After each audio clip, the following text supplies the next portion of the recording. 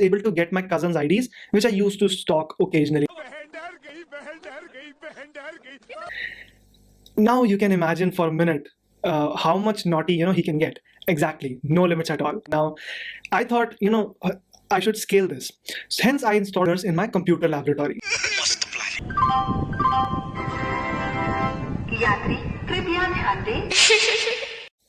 So I recently wrote a book named Hacking Unleashed, which actually talks about how to hack things and like a lot deep into the field of hacking and cybersecurity, starting from the very basics of Kali Linux to Metasploit, exploits, all these kind of stuff. Now, the first page actually talks about my journey. So you can call this as a book reading session, maybe, which authors normally do, or something very innovative. I would be actually sort of reading the first page now, and let's see how it goes. It's the first time I'm doing something like that.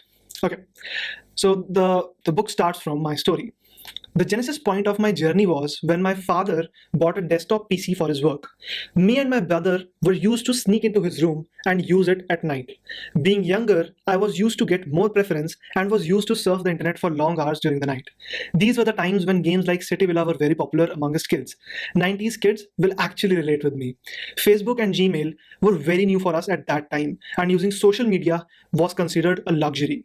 I'm talking about 2010, and at that time, Facebook's security systems were flawed. You can say no security at all.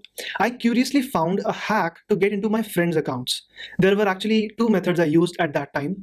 The first one was the hit and trial method. Well, this worked almost 50% of the times for my near and dear ones who were used to share everything with me. The second one was actually forget password method. Now, using this, you could reset your security question, which was sort of a security check, and then you could reset anyone's password by bypassing only one security check, which was actually a security question. These questions were very basic, like what is the name of your best friend, which I knew in most of my cases, or even like a name of your pet, which I asked my friend and they were used to tell me happily, lol.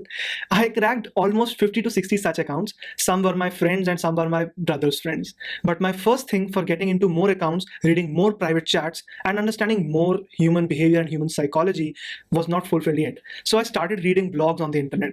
One fine day, on a forum, I got to know about this software known as Keylogger. This was a sort of eureka moment for me as a 14-year-old in 2010. Gets to know about Keylogger. Now you can imagine for a minute how much naughty he can get. Exactly, no limits at all. The same was with me. I installed it on my father's computer, on my father's desktop, and started monitoring the data. But there was too little audience and not much interest.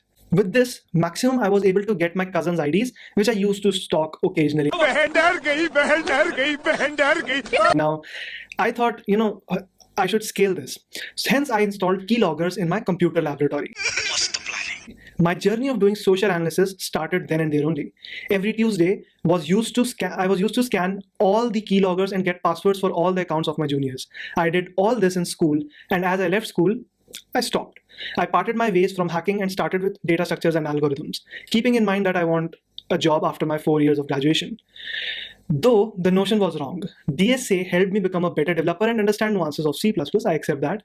But as they say, if she comes back in your life, then consider her your love. And that's how hacking became my second love. Well, the first one was a female Homo sapien. I joined some courses, but they were all pretty futile, and hence I decided to take it on my own shoulder and dive deep into this field.